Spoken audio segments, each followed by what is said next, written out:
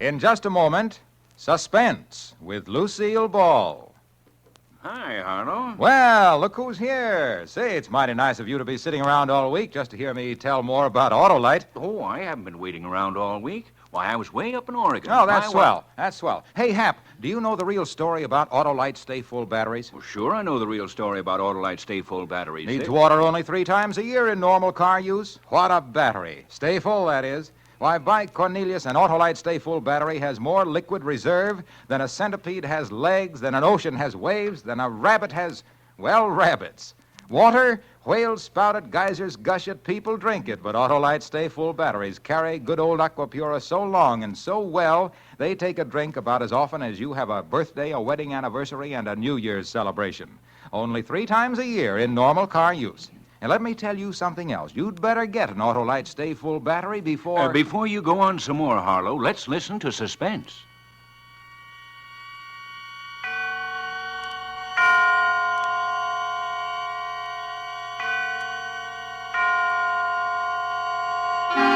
Suspense.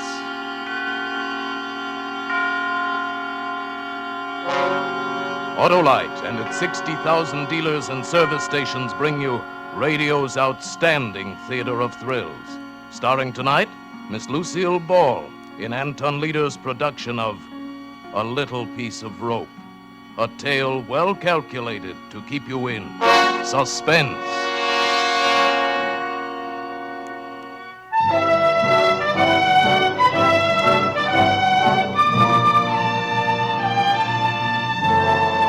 They said I'd never make good here in Hollywood. Everywhere I went, it was the same story. Sure, they'd see me, but the minute they took a look at my baby face, all I'd get was advice and excuses. No job. My last try was for a schoolgirl part. I was too baby-faced to even land that one. I was walking home, still wearing the school uniform that I'd bought to help me get the part, when I got the idea. Then I remembered another thing.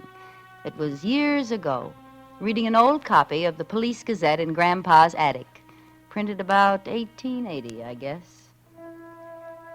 With their falsely youthful faces, dressed as innocent schoolgirls, these vicious females haunt the vicinity of select young ladies' seminaries, and with their airs of artless girlhood, they entice and trap unwary gentlemen, some from the best of families.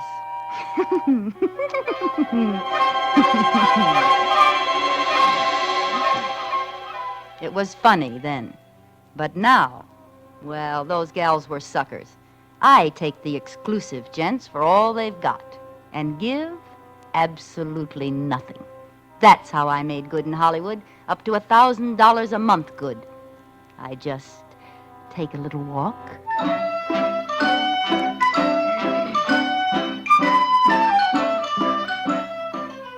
I've got uniforms for all the best schools, and I still have the baby face. So help me, lots of those kids look older than I do.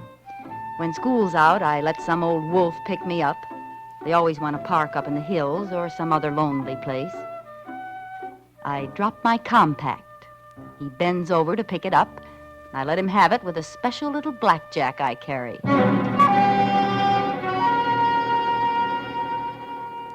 Then I leave, taking their wallets and any letters I find. You'd be surprised at some of the letters some of them do have. Makes a dandy bank balance now and then. Them? Remember, I pick 'em old enough to have families, dignified jobs. Would they want to admit to chasing Bobby Soxers? They never squawk. My landlady thinks I'm the ideal tenant. Oh, she's no trouble at all, the poor little thing. Infantile, you know. Has to take long walks every day and rest the rest of the time. Never any fun or dates like other pretty girls. Well, lucky she can afford it, I say. Be a county ward otherwise. And so sweet and quiet, uncomplaining, poor little soul. Yes, Mrs. Tilford is a swell character witness. Of course, I always wear a coat over those uniforms near home, and I keep them locked up just in case she snoops. Yes, I've got a nice career in Hollywood. That is, I did have until last month. You going out in this cold, Isabel? Oh, this is a good heavy coat. Well, don't you overdo now. These walks are just what the doctor ordered. Anyway, you sure look healthy enough. Oh, thank heaven for that. Anything I can pick up for you on the way back? Oh, no, thanks, dearie. I got everything done. Goodbye now. Bye. I was dressed for Miss Cadwaller's school this time, and it was just letting out when I got there. I didn't have long to wait. You know, you get so you can tell by the way the cars move along the street if the guy's on the prowl. This one was driving a big black coupe, and he was a little younger than I liked, about 40, but you can't be too fussy. I stepped off the curb, pretending to look for a bus. Waiting for the bus? Why, yes, I am. Which one? The Bel Air bus. Oh, I say, that's a shame.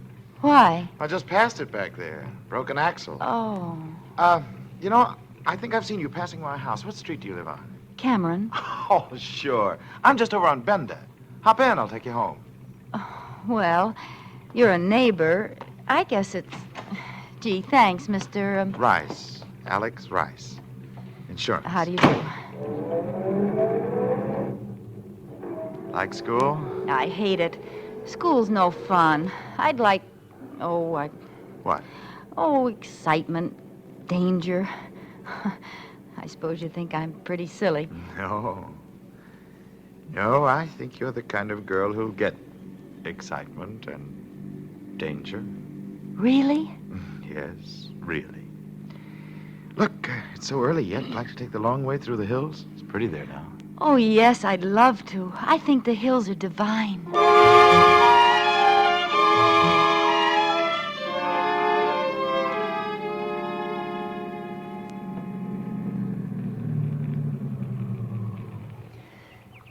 Oh, isn't it just out of this world? Yes. Yes, indeed. Oh, What's the initial on your bag for? the initial? Yeah. Irma? Oh. Inez? Ingeborg? Oh, Ingeborg, you made that up. No, it's Swedish. Imogene? No, Irene. Irene Taylor. A pretty name for a pretty girl.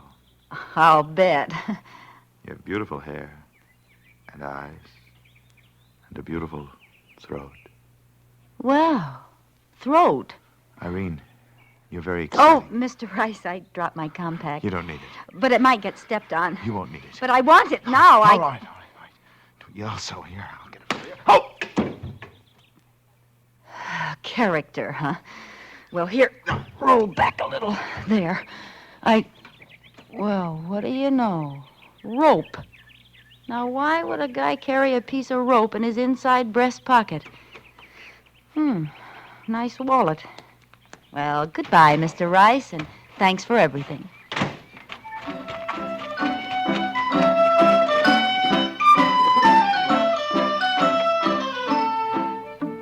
Back home, I showered and changed and settled down to see what was in this wallet worth keeping. Only about $50. What made it so thick was a lot of newspaper clippings. Oh, no, it can't be. But it was. Those clippings were all about the strangler who'd murdered 5 girls in the last year, left them in the hills with a piece of rope around their necks and never a clue. And Alexander Rice carried his press notices. Alexander Rice carried a little piece of rope in his inside breast pocket, picked up girls, drove into the hills. And Alexander Rice wasn't his name. No, his driver's license said Benjamin Carney. I had picked up and slugged the strangler. My latest sucker was the most dangerous man in the country.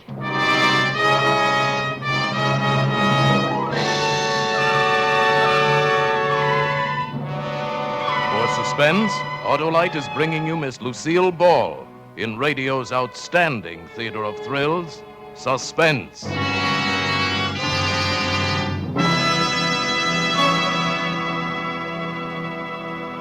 Say there, neighbor. I didn't get going very well on those Autolite stay-full batteries. Now, look here, Harlow Wilcox. Never mind. I'm right back in there pitching. Gee, if I could only tell you about every one of those 400 Autolite automotive, aviation, and marine products. But that takes real breath, lots of breath. And while I'm not as short on taking breath as an Autolite Stay Full battery is on taking a drink, not by a jugful, even I just haven't got enough breath for that. Well, if you just stop talking so I much... can sure wind up and sound off on those Autolite Stay Full batteries, though. Making camels look like topers is just the beginning with them. They've got oversized electrical capacity plus fiberglass insulation.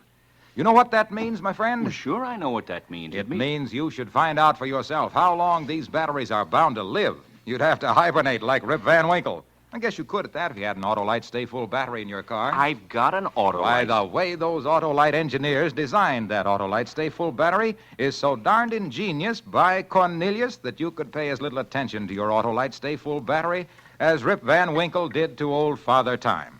Go down to your Autolite dealer and get one right away. There's no better buy in batteries, my boy, because no better batteries be behind the byline of Barlow Bilcox. Now, look, Wilcox. You got bees in my bonnet now. If you'll only pipe down, we'll hear some more of Suspense.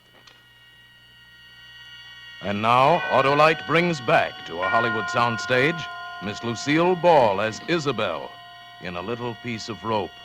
A tale well calculated to keep you in suspense.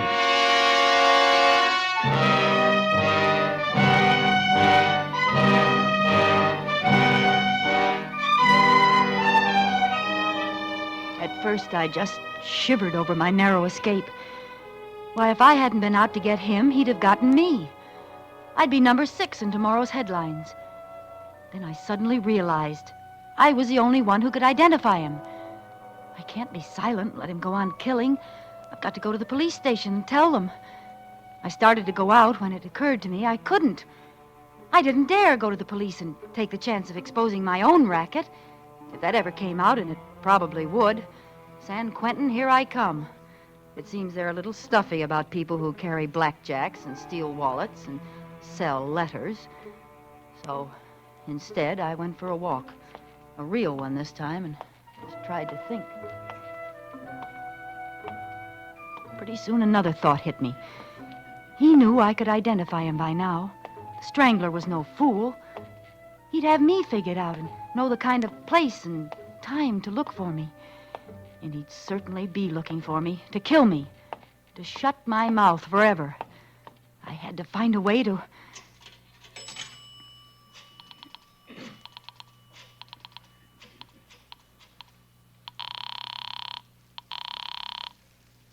City desk, Thompson. I know who the Strangler is. Who's this? I can't tell you that. Oh, I see. Well, what can you tell me? You know his name? Benjamin Carney. Carney? Carney, 11568A, Boydell Street. Yeah, description? About 40, 5'9" or 10, 160 pounds, dark hair, eyes, skin, even features. Not ugly, not handsome. Drives a big black coupe, late model. Got it. Any identifying marks? Mustache? No, nothing. And how do you know this guy's the Strangler? I just know. Goodbye. Hey, wait a minute. So you can trace the call?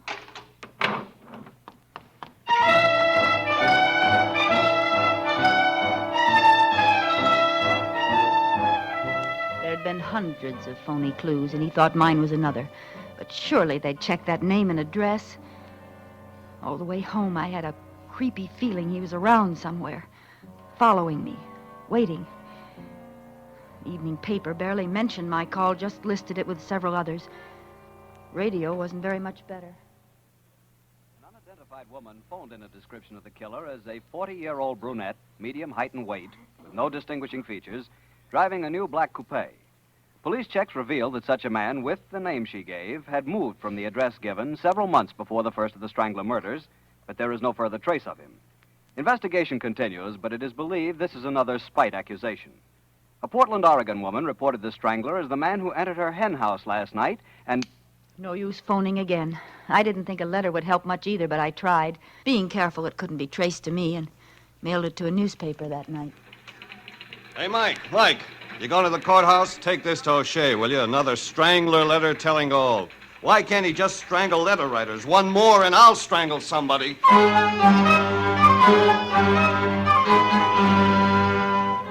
Another failure. The letter wasn't even printed. I was getting jumpy from being cooped up like a prisoner. What if he couldn't find me as long as I stayed home? I was losing money every day I didn't pull my act. I could leave town, but why should I give up this good thing, my perfect setup? I'd been doing fine. In another year, I could quit the racket, make friends, invest my money, maybe even get married. But now this had happened. I'd never be safe, not as long as we both lived. I finally faced it. I have to find him and kill him.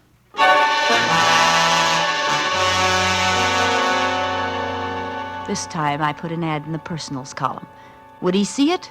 Well, I'd run it till he did. A.K. Rice can book your rope act for mutual profit. Have immediate out-of-town engagement. Signed, Slugger. Rope act. Mutual profit, huh?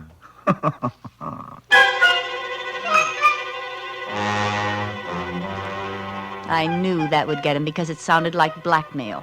And by pretending to fall for a shakedown, he'd hope to get close enough to kill me. Only it was going to be the other way around. And so our strange correspondence began. He answered right away. Slugger, interested in offer. Offers. Send details, Box 047M298, Rice. I had him hooked. I didn't lose any time writing. Dear Mr. Rice, I have an invention which I think you'll want for your rope act. It's expensive, but remember, it's completely silent.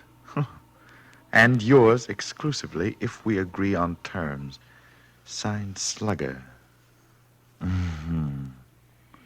Completely silent. It's delicious. And expensive. Yes, indeed.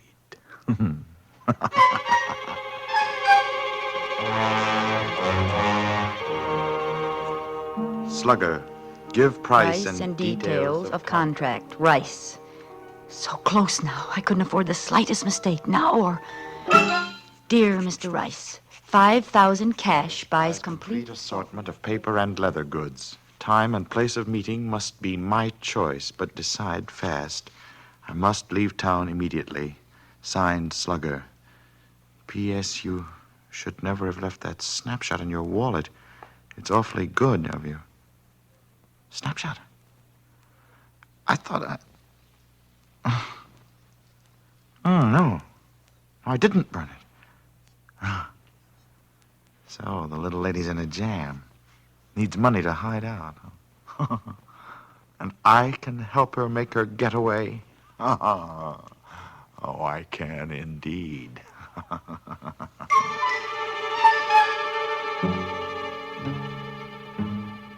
Slugger, price okay. We'll close at your convenience, Rice. I've got him. My plan was as foolproof as I could make it. I packed a suitcase with the kind of clothes I'd hate to be found dead in, and maybe I would be, and told Mrs. Milford I was taking a vacation with friends. Oh, I'm so glad, dearie. I said to Miss Knight yesterday, that child should have country air. City air just don't do the same for you. Yes, I know it'll do me good. And you stay longer if they ask you. Don't worry about me holding the apartment for you. Well, thanks a lot, Mrs. Tilford. It's certainly nice of you. I have to catch that train now. Goodbye. Goodbye. Have a nice time now.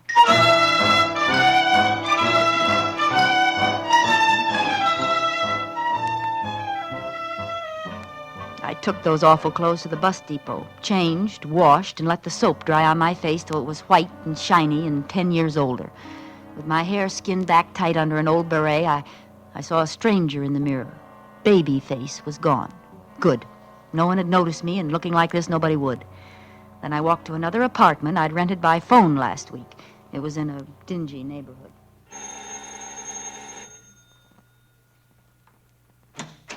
I'm Miss Sproat. Oh, Miss Sprout, you can move right in. The people left yesterday. Here, this is the key. It's the first door at the head of the stairs. Fine, I'll go right up. It ain't clean yet. Them stairs bother me so. No, I'd really rather do it myself, thank you. Well, I'll just leave you alone then. Now I was Miss Annie Sproat, librarian, and I looked as much like Isabel Towns' baby face as an alley cat looks like a Persian. I sat down to write the last letter. Dear Mr. Rice, come to 609 Fitzgilbert Place at 10 p.m. Friday. And don't try to come near me, or I'll scream my head off. Tap 5 times, come in, and stand right by the door while we make sure neither of us is double-crossing the other. Have the money in an unsealed envelope. I want that traveling money, but I'd rather take a chance on the cops than on you, so follow instructions. Slugger. You fool. You baby-faced fool.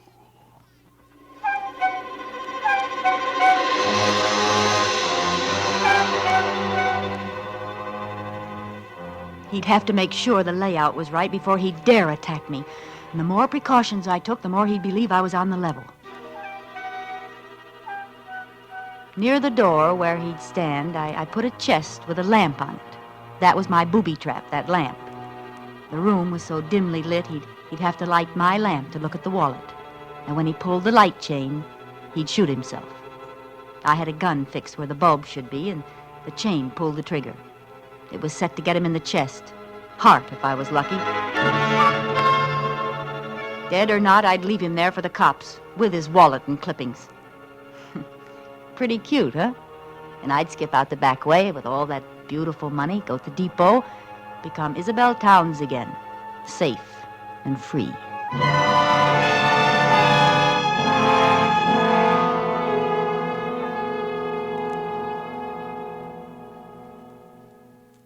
I wore gloves all the time I was there, and the suitcase with Isabel Towns' identity in it was ready by the back door.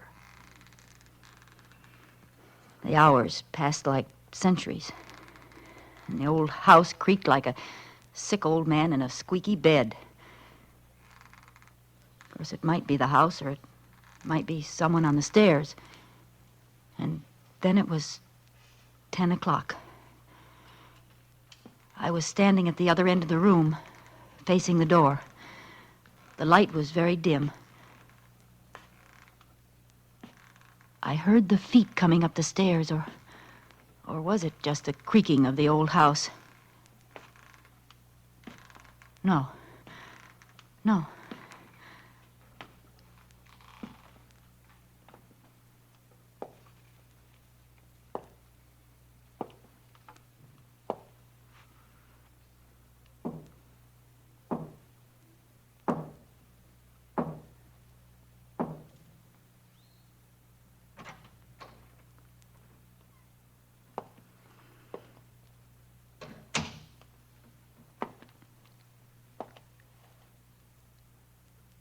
Good evening, Slugger.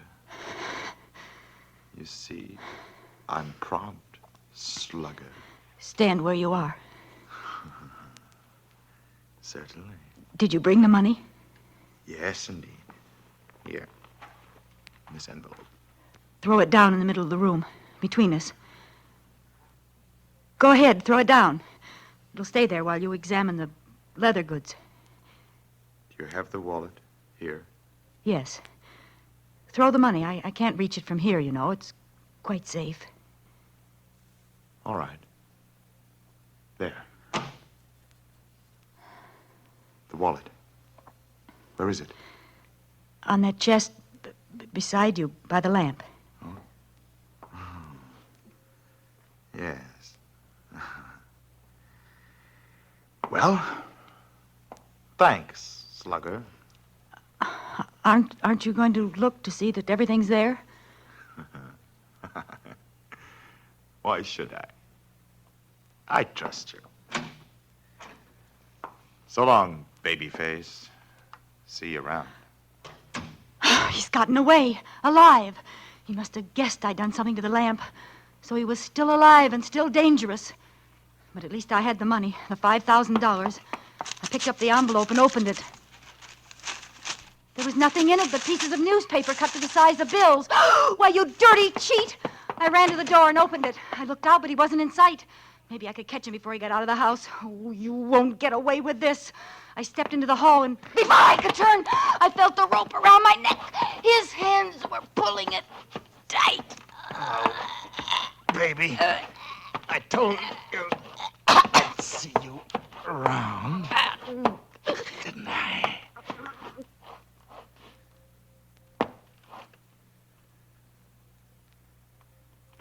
There you are, baby. You're paid off in full. Now, we'll just go back inside.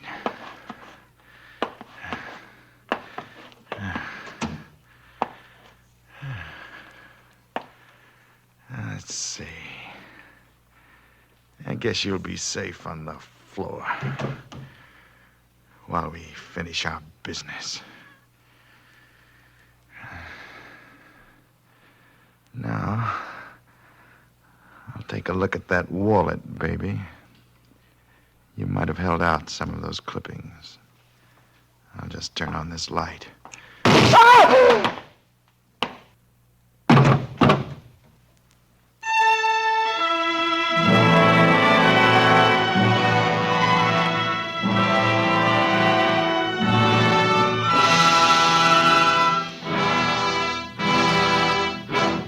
Thank you, Lucille Ball, for a splendid performance.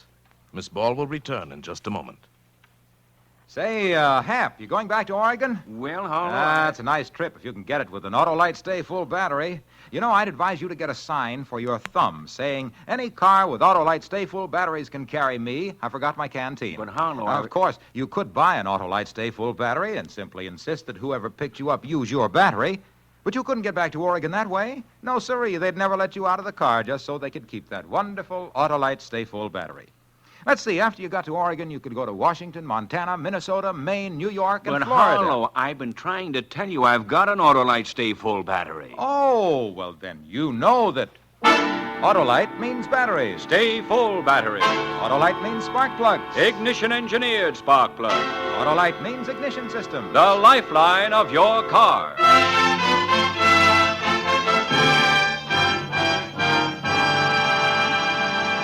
And now here again is Miss Lucille Ball.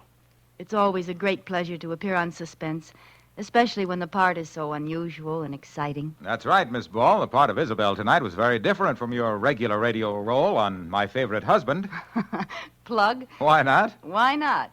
Something like, listen to Lucille Ball as Liz Cougat on My Favorite Husband every Saturday night. Over your favorite CBS station. All right? Wonderful. And I hope all of you will be listening next week when Suspense presents William Powell in a role that's also different from the parts he's been playing lately. He's playing a man who's just stolen $250,000 and then finds out that... But you'll hear about it next Thursday when Suspense brings you Give Me Liberty, another gripping study in... Suspense.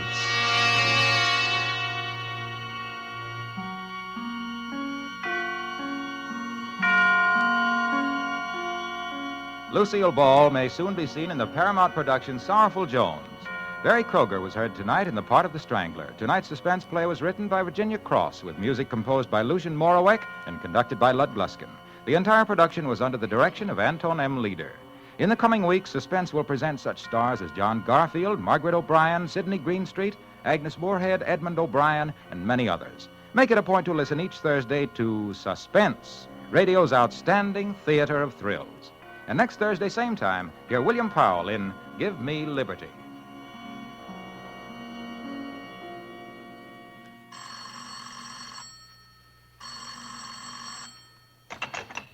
This is the Autolite Suspense Show. Here's your party, Miss Ball. We should all support our local community chest in their drives for funds. Money is badly needed for aid to the handicapped, child care, hospitals, clinics, and a host of other humanitarian services. Subscribe to your local community chest. Everybody benefits, everybody gives. Thank you. This is CBS, the Columbia Broadcasting System.